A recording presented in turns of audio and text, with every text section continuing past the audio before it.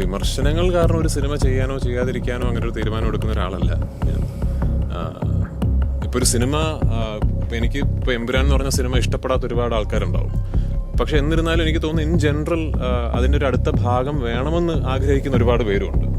അപ്പോൾ എനിക്കത് ആണ് വലിയൊരു മോട്ടിവേഷൻ, വലിയൊരു പ്രചോദനം. കാരണം ഞാൻ ഇപ്പോഴും എവിടെയെങ്കിലും പോയാൽ ഇപ്പോൾ ഒരു ചോദ്യമെങ്കിലും L3 എന്നാണ് എന്ന്, അല്ലാതെ ഇന്ന് വരെ ഞാനൊരു പ്രസ് മീറ്റ് പോയിട്ട് എൻ്റെ അമ്മ L3 കുറിച്ചൊന്നും ചോദിക്കേണ്ടെന്ന് ആരും അങ്ങനെ വന്നിട്ടില്ലല്ലോ. അപ്പോൾ അല്ല, ആർക്കും അഭിപ്രായം പറയാൻ സ്വാതന്ത്ര്യമുള്ളൊരു ഒരു വ്യവസ്ഥിതിയിലാണല്ലോ നമ്മൾ ജീവിക്കുന്നത്. അറ്റ്ലീസ്റ്റ് അങ്ങനെയാണെന്നാണ് എനിക്ക് വിശ്വസിക്കാൻ ഇഷ്ടം.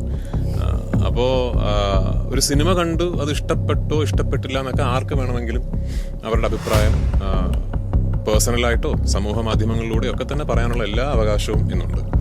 എനിക്ക് ആക്ച്വലി സംസാരിക്കാനുള്ളത് പ്രേക്ഷകരോടാണ്. കാരണം ഈ അഭിപ്രായം അല്ലെങ്കിൽ റിവ്യൂസ് എന്ന് പറയുന്ന കാര്യങ്ങൾ നിങ്ങൾ കേൾക്കുമ്പോൾ അതൊരാളുടെ അഭിപ്രായമാണ് എന്നുള്ളതും അതിന് തികച്ചും വിപരീതമായ മറ്റൊരു അഭിപ്രായത്തിനും അത്ര തന്നെ പ്രസക്തിയുണ്ട് എന്നുള്ളൊരു വസ്തുതയും നിങ്ങൾ മറക്കാതിരിക്കുക. ഞാൻ സത്യത്തിൽ ആക്ച്വലി ഇവിടെ വേറൊരു സിനിമയുടെ ഷൂട്ടിങ്ങിലാണ് കാലിക്കറ്റ്. അപ്പോൾ ഇന്ന് ഇവർ പള്ളിച്ചട്ടമ്പിയുടെ ടീം കാലിക്കറ്റ് വരുന്നു എന്ന് അറിഞ്ഞപ്പോൾ ഈ പ്രസ് മീറ്റിലും സിനിമയിലെ പോലെ ഒരു ക്യാമിയോ അപ്പിയറൻസ് നടത്താം എന്ന് തീരുമാനിച്ചതാണ്. ആക്ച്വലി ചില സിനിമകളും ചില കഥാപാത്രങ്ങളൊക്കെ നമ്മളിലേക്ക് എത്തുന്നതിന് ചില പ്രത്യേകതകൾ ഉണ്ടാവുമല്ലോ. അപ്പം അങ്ങനെ ഒരു രസമുള്ളൊരു പ്രത്യേകതയുള്ളൊരു കഥയുണ്ട് ആക്ച്വലി ഈ കഥാപാത്രത്തിൻ്റെ പിന്നിൽ എനിക്ക് പറയാൻ. ഇത് കുറച്ചധികം വർഷങ്ങൾക്ക് മുമ്പ് സുരേഷ് ഏട്ടൻ, ഇതിൻ്റെ തിരക്കഥാകൃത്തായ സുരേഷ് ഏട്ടൻ എന്നോടൊരു കഥയുടെ ഒരു തോട്ട് പറഞ്ഞിരുന്നു. അപ്പോൾ അന്ന് സുരേഷ് ഏട്ടൻ പറഞ്ഞ കഥയുടെ തോട്ട് എന്ന് പറയുന്നത് നമ്മുടെ ഒരു ലേറ്റ് 19th സെഞ്ച്വറിയിൽ വയനാട് ഭാഗത്ത് വലിയ ഒരു സ്വർണ്ണ നിക്ഷേപം, ഒരു ഗോൾഡ് ഡെപ്പോസിറ്റ്സ് ഉണ്ട് എന്നൊരു കണ്ടുപിടുത്തത്തിൻ്റെ അടിസ്ഥാനത്തിൽ ഒരുപാട് ബ്രിട്ടീഷ് മൈനിങ് കമ്പനീസ് വയനാട് വരികയും ഒരു മൈനിങ് കോർപ്പറേഷൻസ് സെറ്റപ്പ് ചെയ്യുകയും ചെയ്തൊരു ചരിത്ര പശ്ചാത്തലം യാഥാർത്ഥ്യത്തിലുണ്ട്. അതിപ്പോൾ നമ്മൾ ആക്ച്വലി നിങ്ങൾ ഗൂഗിളിൽ സെർച്ച് ചെയ്താൽ നമുക്ക് അതിൻ്റെ ഫുൾ സ്റ്റോറിയൊക്കെ കിട്ടും. അന്ന് ഒരുപാട് എനിക്ക് കൃത്യമായിട്ട് അദ്ദേഹം പറഞ്ഞ നമ്പേഴ്സും ഒന്നും എനിക്ക് ഫിഗേഴ്സൊന്നും ഓർമ്മയില്ല. 34-35ഓളം ബ്രിട്ടീഷ് കമ്പനികൾ അന്ന് മൈനിങ് കോർപ്പറേഷൻസ് രജിസ്റ്റർ ചെയ്തായിട്ട് എന്തോ ഒരു പശ്ചാത്തലം എനിക്ക് അദ്ദേഹം പറഞ്ഞൊരു ഓർമ്മയുണ്ട്. അപ്പോൾ അങ്ങനെ വന്ന ഒരു Mister and Mrs Smiths mining corporation, ഒരു ഫിക്ഷണൽ ഒരു മൈനിങ് കോർപ്പറേഷനും മിസ്റ്റർ ആൻഡ് മിസസ് സ്മിത്ത് എന്ന് പറഞ്ഞൊരു ബ്രിട്ടീഷ് ദമ്പതിമാർ അവരുടെ ഈ ഗോൾഡ് ഡെപ്പോസിറ്റ്സ് കണ്ടെത്താനുള്ള അവരുടെ ഒരു മൈനിങ് ശ്രമങ്ങളുടെ ഇടയിൽ അവരെടുത്ത് വളർത്തുന്ന കുഞ്ഞമ്പു എന്ന് പറയുന്നൊരു കൊച്ചുകുട്ടിയുടെ, ഒരു വയനാട്ടിലുള്ളൊരു കൊച്ചുകുട്ടിയുടെ ഒരു കഥ എന്നോട് എനിക്ക് തോന്നുന്നു 2016-17 മറ്റോ ആണ് എന്നോട് ഈ വിഷയം പറയുന്നത്. ഈ കുഞ്ഞമ്പു എന്ന് പറയുന്ന കുട്ടി വളർന്നു വരികയും ബ്രിട്ടീഷുകാർ അയാൾക്ക് ഒരു പട്ടേലർ പദവി നൽകുകയും പിന്നീട് ഒരു മിസ്റ്റർ ആൻഡ് മിസസ് സ്മിത്തിൻ്റെ ഒരു വലിയ ലാൻഡ് പാഴ്സൽ അയാളിങ്ങനെ പ്രൊട്ടക്റ്റ് ചെയ്ത് അടക്കി ഭരിക്കുന്ന ഒരു ഭയങ്കര ഇൻട്രസ്റ്റിംഗ് ആയിട്ടുള്ളൊരു കഥ എന്നോട് വർഷങ്ങൾക്ക് മുമ്പ് പറഞ്ഞിരുന്നു. അന്ന് പക്ഷേ അദ്ദേഹം അത് പറയുകയും കൺസീവ് ചെയ്യുകയും ചെയ്തിരുന്ന ഒരു സ്കെയിൽ വലിപ്പം എന്നൊക്കെ പറയുന്നത് മലയാളത്തിൽ നമുക്ക് അന്ന് പുൾ ഓഫ് ചെയ്യാൻ പറ്റുന്നൊരു സിനിമയായിട്ട് അന്ന് തോന്നിയില്ല. അപ്പോൾ അതിങ്ങനെ എന്തെങ്കിലും ചെയ്യാൻ കഴിയട്ടെ എന്ന ആഗ്രഹമായി ബാക്കി വെച്ചിരുന്ന ഒരു കഥാപാത്രവും കഥയുമാണ്. പിന്നീട് വർഷങ്ങൾക്ക് ശേഷമാണ് ഡിജോ പള്ളിച്ചട്ടമ്പി എന്ന് പറയുന്ന സിനിമ സുരേഷ് ഏട്ടനോടൊപ്പം ചെയ്യുമ്പോൾ എന്നെ വിളിച്ചിട്ട് ഈ പള്ളിച്ചട്ടമ്പി എങ്ങനെയാണ് ആ കഥയിലെ ഒരു ആൻസിലറി ആകുന്നതെന്നും ഈ കുഞ്ഞമ്പു എന്ന് പറയുന്ന കഥാപാത്രം അതിൽ കുഞ്ഞമ്പു നമ്പ്യാർ പട്ടേലർ എന്ന് പറയുന്ന കഥാപാത്രമായി മാറിയതിന് ശേഷമുള്ള ഈ കുഞ്ഞമ്പുവിൻ്റെ ഒരു പ്രസൻസ് ആ കഥയിൽ എങ്ങനെ വരുന്നുവെന്നും ഈ വിമോചന സമരത്തിൻ്റെ ഒരു ഫിഗറേറ്റീവ് ആയിട്ടുള്ള ഒരു പിനക്കിൾ ഹെഡ് എന്ന രീതിയിൽ ആ കഥാപാത്രത്തെ പള്ളിച്ചട്ടമ്പി എന്ന കഥയിൽ പ്ലേസ് ചെയ്യുന്നതിനെക്കുറിച്ചും സുരേഷ് ഏട്ടനും ഡിജോയും എന്നോടൊന്ന് പറയുന്നതാണ്. അപ്പോൾ എനിക്കത് ആക്ച്വലി ഭയങ്കര ഒരു കൗതുകമായിട്ട് തോന്നി. ഇങ്ങനെ ആ ക്യാരക്ടർ ശരിക്കും ഞാൻ ചെയ്യണം എന്നുള്ളൊരു നിമിത്തമായിരിക്കും അത്. ആ നിമിത്തം കറങ്ങിത്തിരിഞ്ഞ് എന്നിലേക്ക് എത്തിയതും അത് ഡിജോ സിനിമ ആക്കിയതും അതിലെനിക്ക് എൻ്റെ വളരെ അടുത്ത സുഹൃത്തും സഹോദരനുമായ ടൊവിയുടെ സിനിമയിൽ ഞാൻ എന്നോ ചെയ്യണമെന്ന് ആഗ്രഹിച്ചിരുന്ന ഒരു കഥാപാത്രമായി തന്നെ ഒരു ചെറിയ ലെങ്ത്തിലെങ്കിലും അപ്പിയർ ചെയ്യാൻ പറ്റിയതിലും വലിയ സന്തോഷം. സിനിമ നിങ്ങൾ കണ്ടു എന്ന് കരുതുന്നു. അപ്പോൾ ഇനിയിപ്പോൾ ഈ കഥാപാത്രത്തിൻ്റെ കൂടുതൽ കാര്യങ്ങൾ ഞാനായിട്ട് പറയണ്ടല്ലോ, അപ്പോൾ നിങ്ങൾക്ക് അറിയാമെന്ന് തോന്നുന്നു. ആക്ച്വലി അത് ഇനിയിപ്പോൾ നിങ്ങൾ ഒന്നും കൂടെ റീവാച്ച് ചെയ്യുമ്പോൾ കാണാം. അതിൻ്റെ ക്രെഡിറ്റ്സ് ലൈനിൽ തൊട്ട് ഇപ്പോൾ രാജു പറഞ്ഞതിൻ്റെ ഒരു ചെറിയൊരു പോർഷൻ നമ്മൾ ടച്ച് ചെയ്ത് കീപ്പ് ചെയ്തിട്ടുണ്ട്. ഇപ്പോൾ അത് മോർ കണക്റ്റീവായിട്ട് ചിലപ്പോൾ തോന്നിയേക്കാം. ഞാൻ ഈ പറഞ്ഞ കഥ ആക്ച്വലി ഇറ്റ്സ് ഓൾ ഓൺലൈനിലും ഒക്കെ നിങ്ങൾക്ക് വായിക്കാവുന്നതാണ്. അത് ഭയങ്കര ഇൻട്രസ്റ്റിംഗ് ആണ് ആ കഥ. അത് അന്ന് ബാണാസുര ഡാമൊന്നും ഇല്ല. അപ്പോൾ അന്ന് ഇപ്പോൾ നമ്മൾ കാണുന്ന ഈ ബാണാസുര വെള്ളക്കെട്ടിന്റെ അടിയിൽ ഉള്ളൊരു ഭൂമിയിലൊക്കെ നടക്കുന്നൊരു കഥയായിരുന്നു അന്ന് എന്നോട് സുരേഷ് ഏട്ടൻ പറഞ്ഞത്. അതിന്റെ ഒരു റെഫറൻസ് ആണ് നമ്മുടെ കാണിയാർ എന്ന് പറയുന്ന തരിയോട്ട് മലയായിട്ട് നമ്മൾ പ്ലേസ് ചെയ്തിരിക്കുന്നത്. ഇപ്പോൾ കണ്ടു കഴിയുമ്പോൾ നിങ്ങൾക്ക് അതിന്റെ ഒരു ക്ലാരിറ്റി മനസ്സിലാവും. എന്നോട് ജനഗണമന സിനിമയുടെ ഷൂട്ടിംഗ് സമയത്ത് തന്നെ ഷാരിസും ഡിജോയും അതിന്റെ രണ്ടാം ഭാഗത്തിന്റെ ഒരു ഐഡിയ എന്നോട് പറഞ്ഞാണ്. അങ്ങനെ ഒരു ഐഡിയ പറയാതെ ഞാനന്ന് വന്നിരുന്ന് പറയില്ലല്ലോ സെക്കൻഡ് പാർട്ട് ഉണ്ടെന്ന്. എനിക്ക് ഞാൻ എഴുതുകയോ സംവിധാനം ചെയ്യുകയോ ചെയ്ത സിനിമയല്ലല്ലോ, ഞാൻ നിർമ്മിക്കുക മാത്രം ചെയ്ത സിനിമയാണ്. അതിൽ അഭിനയിക്കുകയും ചെയ്തൊരു ആക്ടറാണ്. അപ്പൊ അതിന്റെ ഷൂട്ടിംഗ് സമയത്ത് തന്നെ ഷാരിസും ഡിജോയും ജനഗണമനയുടെ ഈ അരവിന്ദ് സ്വാമിനാഥന്റെ ജനഗണമനയുടെ സെക്കൻഡ് പാർട്ട് എന്നുള്ളതിനേക്കാൾ അരവിന്ദ് സ്വാമിനാഥന്റെ കഥ അതെന്നോട് പറഞ്ഞിരുന്നു. അപ്പൊ അത് എന്നോടൊരു 10 മിനിറ്റ് കൊണ്ട് പറഞ്ഞ സാധനം എനിക്ക് ഭയങ്കര രസമായിട്ട് തോന്നുകയും ചെയ്തിരുന്നു. അതിനെയും എഴുതി വരണം, അത് ഞാനല്ലോ ചെയ്യേണ്ടത്, എനിക്കറിയില്ല. അതിന്റെ പണി നടക്കും ഷുവറായിട്ടും. അല്ല, എനിക്ക് ഇപ്പോൾ മോശമാണെങ്കിൽ ഫീഡ്ബാക്ക് വരാറില്ല. നല്ലതാണെപ്പോഴാണ് ആൾക്കാർ അണ്ണാ കലക്കി എന്ന് പറഞ്ഞ ഫീഡ്ബാക്ക് കഴിക്കുക. അപ്പോൾ ആ യാഥാർത്ഥ്യം ഞാൻ മനസ്സിലാക്കി കഴിഞ്ഞു. അപ്പോൾ ഇന്നലെ സിനിമ റിലീസായ സമയം മുതൽ എൻ്റെ കഥാപാത്രത്തിനെ കുറിച്ചും അതിൽ ഡിജോ എന്നെ ഷൂട്ട് ചെയ്തിരിക്കുന്ന രീതിയെക്കുറിച്ചും ഈ കുഞ്ഞമ്പു നമ്പ്യാർ പട്ടേലറിന്റെ പ്രത്യേകിച്ച് അയാളുടെ യങ് പോർഷൻസിലെ ഒരു സീനിനെ കുറിച്ചുമൊക്കെ ഒരുപാട് നല്ല കാര്യങ്ങൾ ഒരുപാട് പേര് വിളിച്ചറിയിച്ചു. അതിൽ വലിയ സന്തോഷം. എപ്പോഴും ഞാനൊരു സംവിധായകൻ കൂടി ആയതുകൊണ്ട് ഇത് പറയുന്നതിലൊരു ചെറിയ അഭംഗി ഉണ്ടാകും. പക്ഷെ ഞാൻ എപ്പോഴും വിശ്വസിക്കുന്നത് every actor is limited by the director എന്നാണ് ഞാൻ കരുതുന്നത്. ഒരു സംവിധായകൻ അനുവദിക്കുന്ന അളവിൽ മാത്രമേ ഒരു നടനോ നടിക്കോ ശോഭിക്കാൻ സാധിക്കൂ ഒരു സിനിമയിൽ. കാരണം അൾട്ടിമേറ്റ്ലി സിനിമ എന്ന് പറയുന്ന മാധ്യമത്തിന്റെ ക്രിയേറ്റിവിറ്റിയുടെ പിന്നക്കിൾ എന്ന് പറയുന്നത് ഡയറക്ടറിന്റെ വിഷനാണ്. ആ വിഷനുള്ളിൽ നിന്നുകൊണ്ട് മാത്രമേ ഒരു ആക്ടർക്കാണെങ്കിലും ഇനിവൻ ഒരു ടെക്നീഷ്യൻ ആണെങ്കിൽ പോലും ഫങ്ഷൻ ചെയ്യാൻ സാധിക്കും. അപ്പോൾ ഒരു സിനിമയിൽ ഒരു നടൻ നല്ല രീതിയിൽ പ്രസന്റ് ചെയ്യപ്പെട്ടിട്ടുണ്ടെങ്കിൽ, ഒരു നടന്റെ പെർഫോമൻസ് നന്നായിട്ടുണ്ടെങ്കിൽ അതിന്റെ വലിയ പങ്ക് ആ സിനിമയുടെ സംവിധായകന് ഉള്ളതാണ്. അപ്പോൾ അതിപ്പോൾ അരവിന്ദ് സ്വാമിനാഥൻ ആണെങ്കിലും കുഞ്ഞമ്പു നമ്പ്യാർ പട്ടേലറാണെങ്കിലും നന്നായിട്ടുണ്ടെങ്കിൽ അതിൻ്റെ ഒരു വലിയ ക്രെഡിറ്റ് ഡിജോയ്ക്കും ആ കഥാപാത്രങ്ങൾ എഴുതി സൃഷ്ടിക്കുകയും ചെയ്ത ഷാരിസിനും സുരേഷ് ഏട്ടനും ഉള്ളതാണ്. അപ്പോൾ അതിൽ സംവിധായകൻ ആവശ്യമുള്ള അല്ലെങ്കിൽ സംവിധായകൻ ആഗ്രഹിച്ച പോലെ ഒരു മാനിഫെസ്റ്റേഷൻ ആ കഥാപാത്രത്തിന് എനിക്ക് നൽകാൻ സാധിച്ചിട്ടുണ്ടെങ്കിൽ അതിലെനിക്ക് സന്തോഷവും അഭിമാനവും. പൃഥ്വിരാജിന് വേണമെങ്കിൽ നെഗറ്റീവ് ഷെയ്ഡുള്ള ഒരു ഹീറോ തന്നെ ചെയ്യാം. അപ്പം why this cameo, why Pallichattambi? അതിൽ തന്നെ ഉണ്ട് നെഗറ്റീവ് ഷെയ്ഡുള്ള. ആക്ച്വലി ഞാനങ്ങനെ ചിന്തിക്കുന്ന ഒരാളല്ല. എനിക്കിപ്പോഴും ഓർമ്മയുണ്ട്, ഞാൻ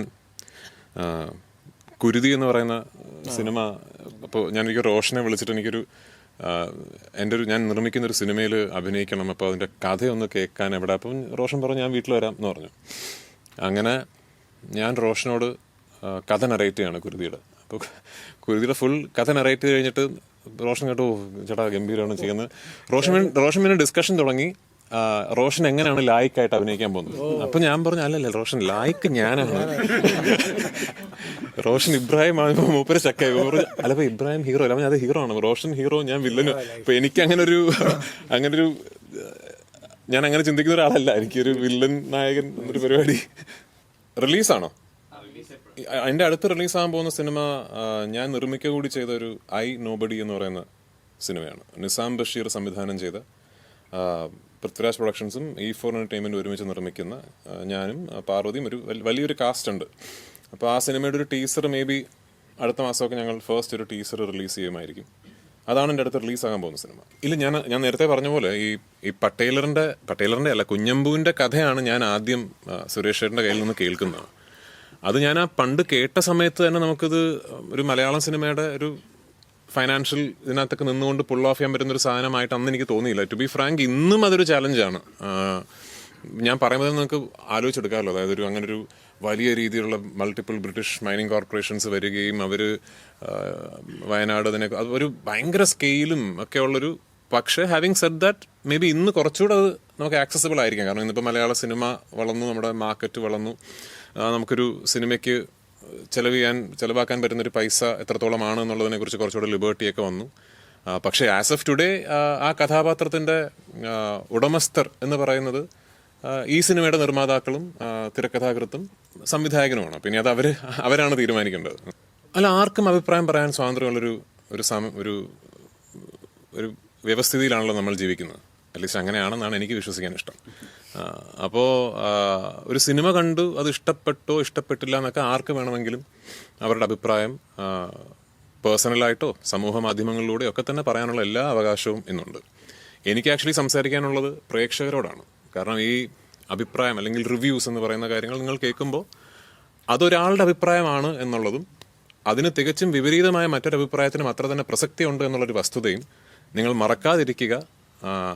അതിനെ ആസ്പദമാക്കി സിനിമ കാണുകയോ കാണാതിരിക്കുകയോ ചെയ്യരുത്. ആ തീരുമാനം എടുക്കാനുള്ളൊരു വിവേചന ബുദ്ധി ഉണ്ടാവുക എന്നൊരു അഭ്യർത്ഥന മാത്രമേ എനിക്ക് നടത്താനുള്ളൂ. കാരണം ഓരോ റിവ്യൂവറിൻ്റെ അഭിപ്രായം, അതിപ്പോൾ ഒരു സിനിമ ഗംഭീരമാണെന്ന് പറയുന്ന ഒരാളാണെങ്കിലും സിനിമ വളരെ മോശമാണെന്ന് പറയുന്ന ഒരാളാണെങ്കിലും അത് ആ റിവ്യൂവറിൻ്റെ അഭിപ്രായം മാത്രമാണ്. And you respect him or her for that opinion. പക്ഷെ അതിൻ്റെ നേരെ ഓപ്പോസിറ്റ് ഒരു ഒപ്പീനിയനും അത്ര തന്നെ പ്രസക്തി ഉണ്ട് എന്ന വസ്തുത മനസ്സിലാക്കുക. അത്ര ഞാൻ കുറച്ചധികം സിനിമകൾ അഭിനയിച്ച് തീർക്കാനുണ്ട്. അപ്പോൾ അത് കുറേ നാളായിട്ട് എനിക്ക് വേണ്ടി കാത്തു നിൽക്കുന്ന കുറച്ച് സിനിമകളാണ്. അപ്പം ഞാൻ വീണ്ടും ഒരു കൊല്ലം ഞാൻ സംവിധാനം ചെയ്യട്ടെ എന്ന് പറഞ്ഞിട്ട് പോയാൽ അത് അവരോടൊക്കെ ചെയ്യുന്ന, കാരണം എല്ലാവരോടും ഞാൻ എമ്പുരാൻ കഴിഞ്ഞിട്ട് ചെയ്യാമെന്ന് പറഞ്ഞ സിനിമകളാണ് ഇപ്പോൾ എല്ലാം ഞാൻ ചെയ്തുകൊണ്ടിരിക്കുന്നത്. അപ്പോൾ കുറച്ച് ടൈം എടുക്കും. 1-2 പരിപാടികൾ ഇങ്ങനെ മനസ്സിലുണ്ട്, അറിയില്ല, നോക്കട്ടെ. ചെയ്യണമെന്ന് ആഗ്രഹമുണ്ട്. അത് ചെയ്യണമെന്ന് തീർച്ചയായിട്ടും എനിക്ക് മാത്രമല്ല എല്ലാവർക്കും ആഗ്രഹമുണ്ട്, നോക്കട്ടെ. ഇല്ല, വിമർശനങ്ങൾ കാരണം ഒരു സിനിമ ചെയ്യാനോ ചെയ്യാതിരിക്കാനോ അങ്ങനെ ഒരു തീരുമാനം എടുക്കുന്ന ഒരാളല്ല ഞാൻ. ഇപ്പോൾ ഒരു സിനിമ, ഇപ്പോൾ എമ്പുരാൻ എന്ന് പറഞ്ഞ സിനിമ ഇഷ്ടപ്പെടാത്ത ഒരുപാട് ആൾക്കാരുണ്ടാവും. പക്ഷെ എന്നിരുന്നാലും എനിക്ക് തോന്നുന്നു ഇൻ ജനറൽ അതിൻ്റെ ഒരു അടുത്ത ഭാഗം വേണമെന്ന് ആഗ്രഹിക്കുന്ന ഒരുപാട് പേരുമുണ്ട്. അപ്പോൾ എനിക്കത് ആണ് വലിയൊരു മോട്ടിവേഷൻ, വലിയൊരു പ്രചോദനം. കാരണം ഞാൻ ഇപ്പോഴും എവിടെയെങ്കിലും പോയാൽ ഇപ്പോൾ ഒരു ചോദ്യമെങ്കിലും L3 എന്നാണ് എന്ന്, അല്ലാതെ ഇന്ന് വരെ ഞാനൊരു പ്രസ് മീറ്റിൽ പോയിട്ട് എൻ്റെ അമ്മ L3 കുറിച്ചൊന്നും ചോദിക്കേണ്ടെന്ന് ആരും അങ്ങനെ വന്നിട്ടില്ലല്ലോ. അപ്പോൾ അതുള്ളിടത്തോളം കാലം അത് ചെയ്യാൻ എനിക്കൊരു പ്രചോദനമുണ്ട്. അതിൻ്റെ ഏറ്റവും വലിയ തടസ്സമെന്ന് പറയുന്നത് സത്യത്തിൽ എൻ്റെ ഓഫ്കോഴ്സ് ലാലേട്ടൻ്റെ ഒക്കെ സമയം എൻ്റെ സമയത്തേക്കാൾ വിലപ്പെട്ടതാണ്. പക്ഷെ ഞാനതിനു വേണ്ടി സമയം മാറ്റി വെക്കുക എന്നുള്ളതാണ് എൻ്റെ ഏറ്റവും വലിയ ചാലഞ്ച് എന്ന് പറയുന്നത്. പിന്നെ എനിക്ക് അല്ലാതെ 1-2 കമ്മിറ്റ്മെൻറ്റ്സ് ഉണ്ട് ഡയറക്ടോറിയലി. അത് കമ്മിറ്റ്മെൻറ്റ്സ് എന്ന് വെച്ചാൽ ഞാൻ സിനിമ ചെയ്യാമെന്ന് ഞാൻ ഒരു മോറലി ഒബ്ലിഗേറ്റഡ് ആയിട്ടുള്ള 1-2 പ്രൊഡ്യൂസേഴ്സും ഒക്കെ ഉണ്ട്. അപ്പോൾ അതിൻ്റെയൊക്കെ ഒരു കാര്യങ്ങൾ നോക്കണം.